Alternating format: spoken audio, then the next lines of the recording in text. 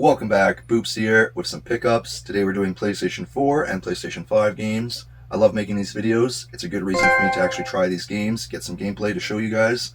I hope you guys enjoy too, have some fun, maybe get inspired to try some of these games. Let's get started.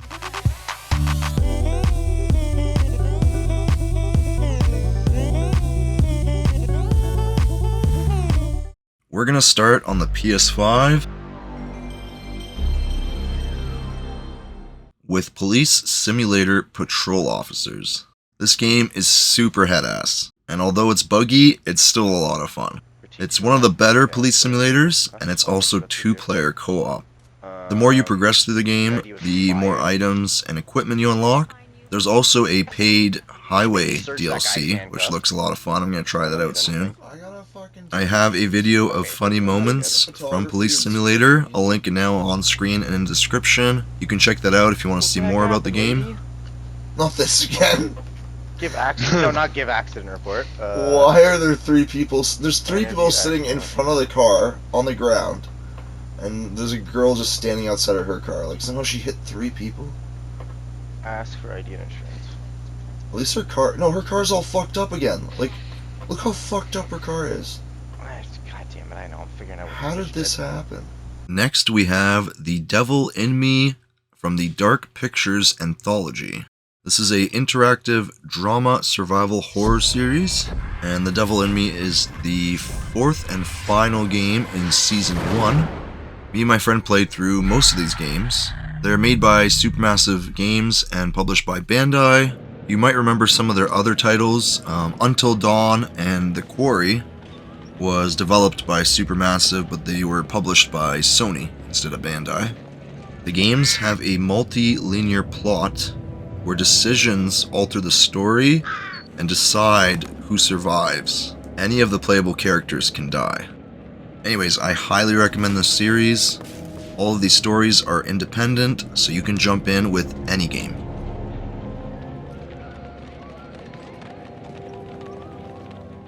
Next we have Trine 5, A Clockwork Conspiracy. I love the Trine series. I played most of them growing up. They're really good puzzle games with solid physics that can also be very head-ass. The main three characters are a wizard, a knight, and a thief. You can play the game with up to 3 friends. I do have a funny moments video. I'll link that on screen now and in the description if you want to check out more about the game. It's another really good series I recommend. Oh!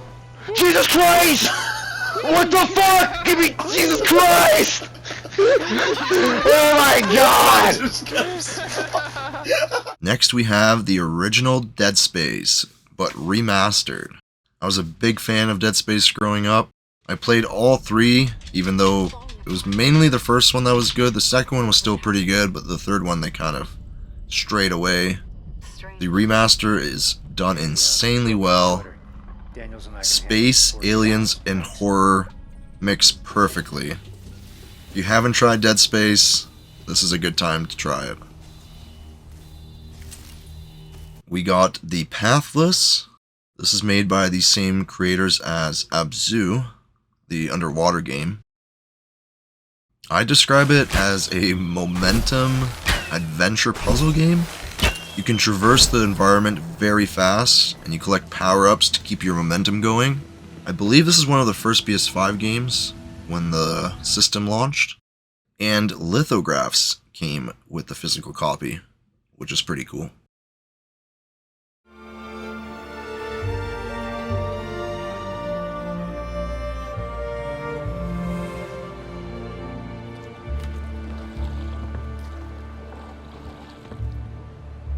We have Tiny Tina's Wonderlands. What a unexpected, nice surprise. This game is a spin-off in the Borderlands series. Borderlands 2 had a DLC called Tiny Tina's Assault on Dragon Keep, and this game is kind of like a sequel to that DLC. It's a tabletop, fantasy-themed role-playing game. And the humor in it was surprisingly pretty good, and it was overall a ton of fun to play.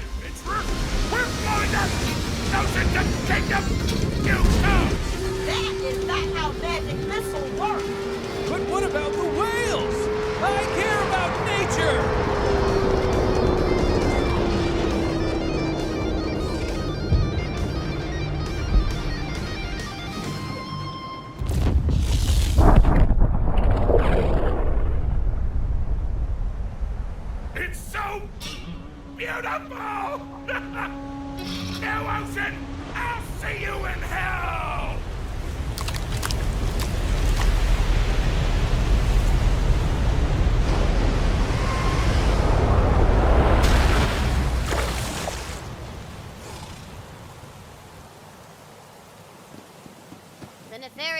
has been defeated. Next we have Spider-Man 2. I love the original Spider-Man and Miles Morales. Sometimes it can be a little hard to follow with all the different storylines in the Marvel Universe, but either way, it's still a ton of fun to play. The game does look beautiful, but I haven't put too much time into it yet. Man, look who it is! Oh, nice. Spider-Man! Jonah, my sunshine! You okay? Help! I've been abducted! What? No, I'm helping you, man! Someone get a photo with this! Mass criminals kidnap beloved newsman! Some things never change. Then we got Astrobot. This is a fantastic platformer that's easy enough for anyone to play, but it also includes some brutal endgame speedrun levels. Are you f***ing me, you little It features characters across a ton of PlayStation and some third-party games. It's generally just a ton of fun to play, and it feels like a celebration of PlayStation the entire journey. And they're still adding new characters and levels for free. Physical pre-order copies came with a poster, which is really dope. And they had a promotion to get an Astrobot plushie with your purchase of the game for only $1. So you know I had to get a plush of Astrobot.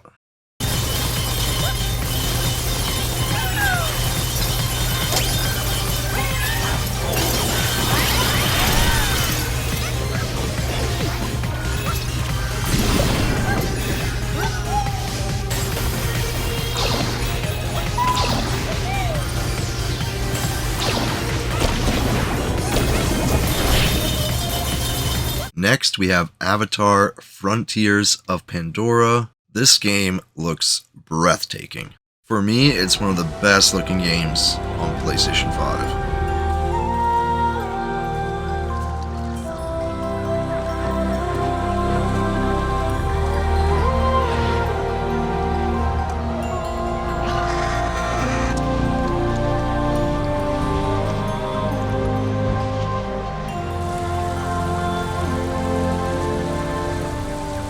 I don't know why I slept on this game for so long.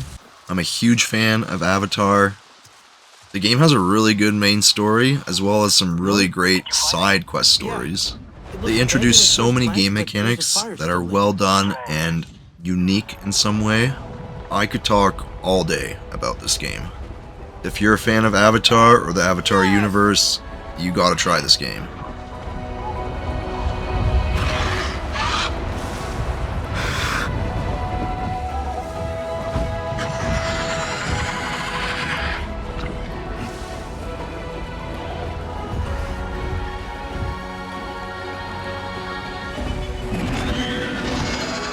Moving on to some sealed games that I may or may not open. Starting off with Destroy All Humans 2 Reprobed. Hopefully I don't have to say too much about this series. It's a classic, super silly game. This is the remastered version, or rather reprobed. I recently bought the Xbox downloadable version. It was like Big Willie something. I forget what it was called. It was interesting. And I think I have the Wii version as well that I bought on disc. Those will be in separate pickup videos, probably future pickup videos. We got Tomb Raider 1 to 3 remastered. These are the original Tomb Raider games. And whenever there's a sale in the PlayStation Store, I always check to see if the physical games are also on sale anywhere else. Next we have The Last of Us Part 1 remastered. I'm a big fan of both games, and I highly recommend this series if you haven't already checked it out. We got Lord of the Rings Gollum. Now before you click away, let me defend myself. I found this game for $10 sealed. So I said, fuck it, I'm not planning on opening it or really trying it. I'm just going to put it in my collection, kind of as a joke game. But at the same time, you don't know, maybe a new sealed copy will be worth more than $10 down the road. Alright. Hold up. Now you guys are probably really fuming over there. What the fuck games is this guy buying? We got Forspoken. Once again, I found this $15 brand new sealed. It was at GameStop for one of their recent sales. This game does actually interest me a little bit more than Gollum. but I'll probably just keep this sealed forever. Next we have Park Beyond. I have always loved park builders or roller coaster sim games like the original Roller Coaster Tycoon. I also played Planet Coaster. That was really dope, but I wanted to try something a little different, so I bought this, really good price. I'll probably open it at some point to try.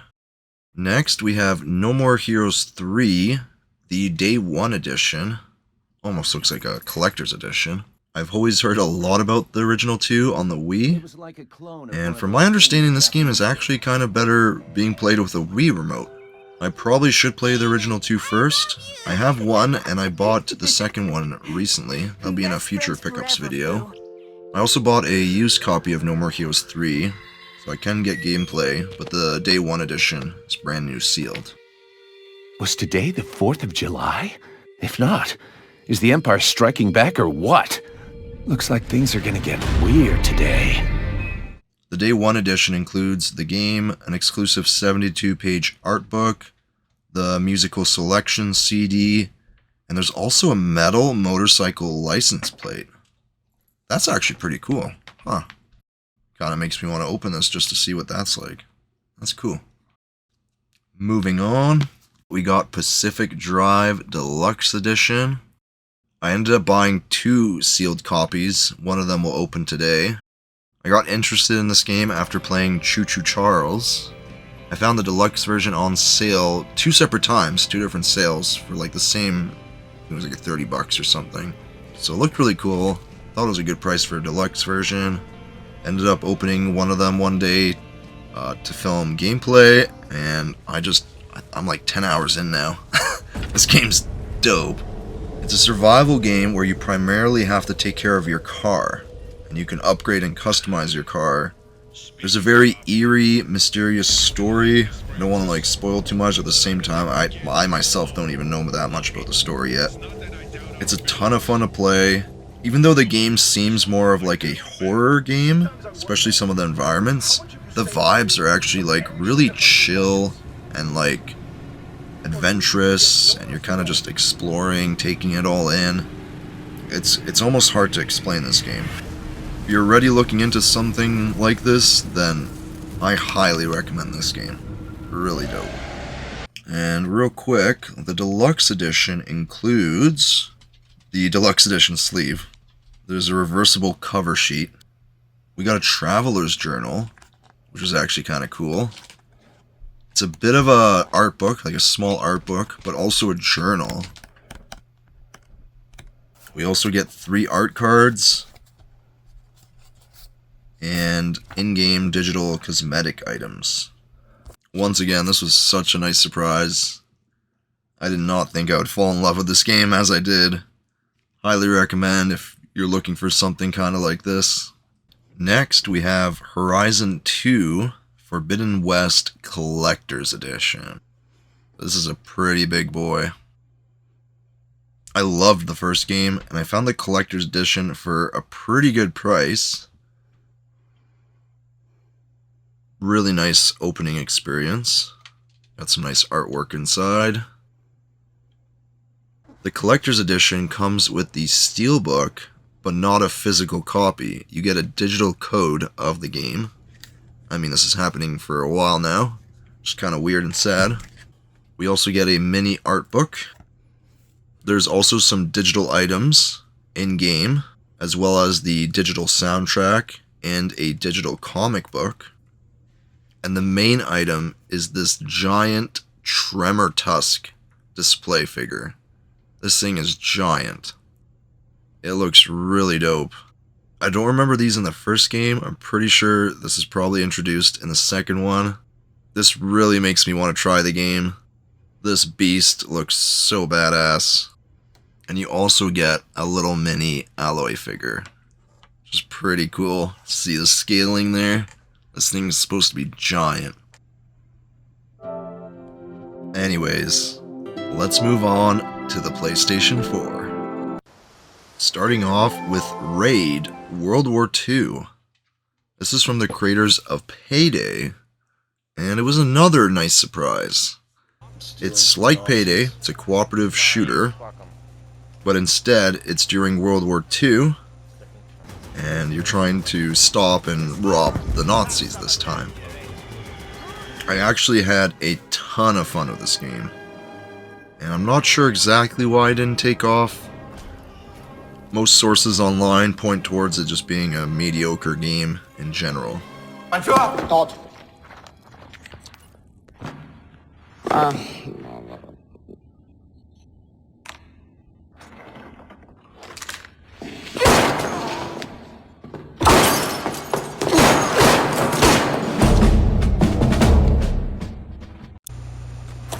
Headlamp.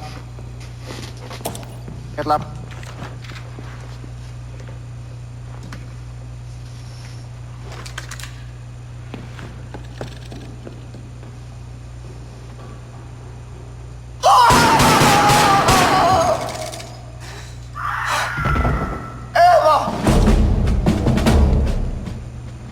Next we have Cabela's African Adventure. Oof, I already have this game. I thought this might be a good game since it was priced at $35 used, but I already own this game digitally, and I stay away from it. The game is more arcadey than actually simulator. Probably came out during a time where they were trying to get itchy finger COD players to maybe try their game.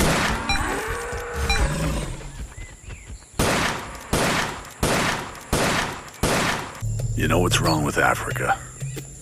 Nothing. It's perfect. Because everything is what it says it is. Nature is predictable.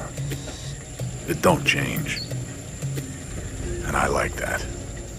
We have The Outer Worlds from the creators of Fallout New Vegas. I'm a huge fan of Fallout, but I'm a bigger fan of just space. This game did feel a little bit like New Vegas, but at the same time it offered a completely new, different experience. And for the price it goes for now, it's a must-try. We have the original Helldivers. This was a smaller title compared to the sequel.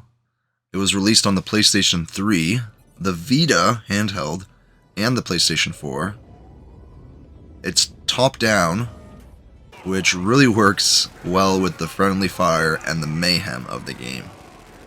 And I still really enjoy the original. Super Earth, our home. Prosperity, liberty, and democracy. Our way of life. But it doesn't come free.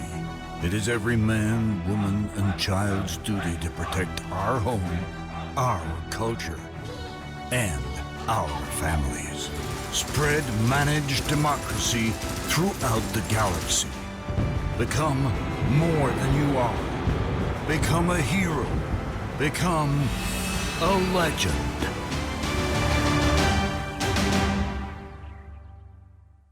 Next we have Rise of the Tomb Raider, the 20-year celebration edition, I believe. I played the original reboot, and I have a physical copy of that as well, in this, special edition sleeve. I missed some of these games because they were timed exclusives for Xbox, and I never got around to them when they finally released on PlayStation. I love me some Tomb Raider, but I always preferred Uncharted more.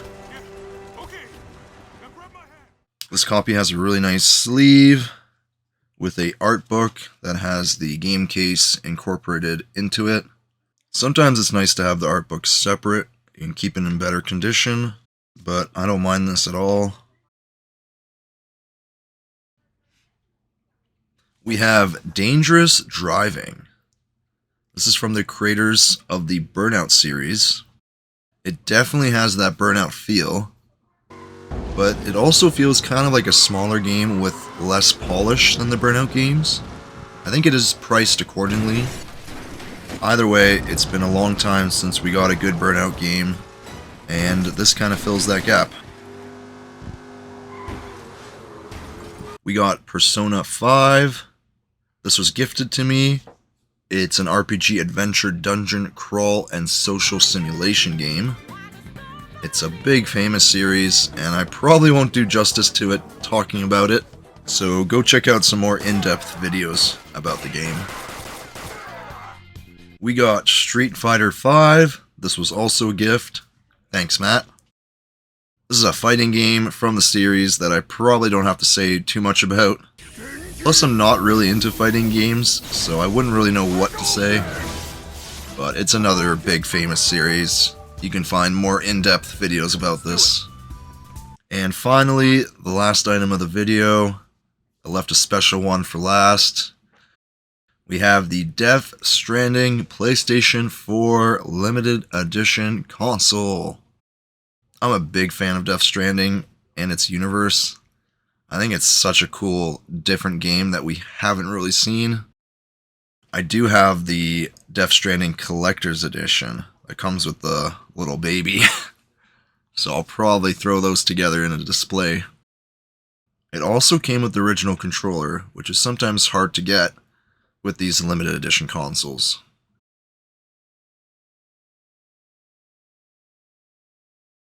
Anyways, that brings us to the end of the video. Thank you for watching. I hope you enjoyed. I hope you learned something new, or maybe learned about a new game. I have a bunch of other pickup videos on my channel. I'll leave links to those in the description. Just last month, I released a PlayStation 2 pickups video, a PlayStation 3, and a Xbox pickup videos. Everything will be in the description. Subscribe if you're new. I'll see you in the next one. Later.